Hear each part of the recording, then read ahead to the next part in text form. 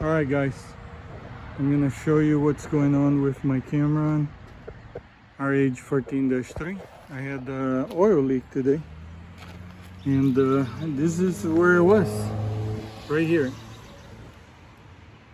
So between the pump and the actual double-threaded elbow that directs oil, one side's a hose, the other side of the double thread goes into the pump, and this is what happened right here. Let me show you real quick. This O-ring was damaged.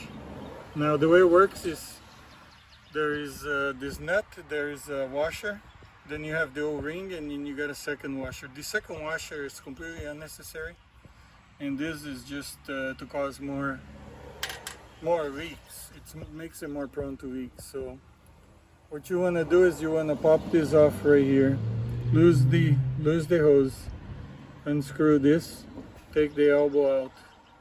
Pay attention on the direction of the elbow so you know where to put it back in so it fits and you can put your hose back. Anyways, unscrew this off, change the O-ring, guys, and then put some yellow Teflon tape on it, the one that's used for gas lines, high pressure and high temperature, and use that in there. You might be able to use a different type of a gasket sealer if you want, but I would just go with the Teflon, yellow Teflon. And then put your new O-ring. This is just a standard O-ring. I had the O-ring kit. I just pulled one that fit perfectly, and that was it. And this is not uncommon for the O-rings to get damaged with time, with the vibration of the machine.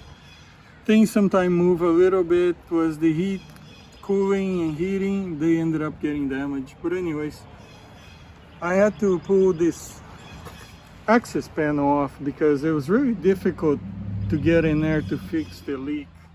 Now it appears to be room when you look from the top from where the seat is, but the problem is that once you start putting long wrenches in there, it becomes very difficult. So if you're looking here, there's 3 bolts in here that hold the side panel. Those are easy to get to.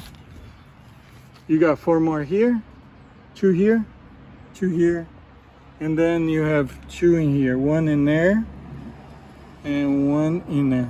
And these are kind of a pain in the butt to get to because they have nuts on them, and you have to be able to hold the nut and unscrew the bottom bolt at the same time. So what I'm gonna do is I'm just gonna use the outer screws because they're all captive. If you're looking here, they're all captive, they're all threaded, so you don't need the nut on the other side. And this 2 right here, what I'm gonna do is I'm probably gonna use some smooth flathead tractor pins that I will just drop in, and in case I ever need to remove this panel again, I can just pull those 2 pins up and pull the panel out. Once you do that, you can see there's a ton of room in here. Another thing I want to talk to you guys about this. A lot of people think this is a level gauge. It's not. This is a temperature gauge, guys. Your oil level is right here. So when you're filling your tank, this is an Allen key type of screw. You pull this out and then you start filling it up. Once the oil starts to run out right here, that's your level. Then you just put your screw back in, tighten it, and this is your temperature. In case you can keep track of how hot your oil is getting as you work the machine. My machine has never gotten above maybe 150 on this machine, but it's a way for you to keep track and keep an eye on it. Now this machine, the RH14-3, it has an oil cooler for your hydraulic fluid with a fan, so mine always run very cool. I've never had issues with heat. And there's some oil in there, guys. It's not leaks, it's just when I was working I got some oil to come out.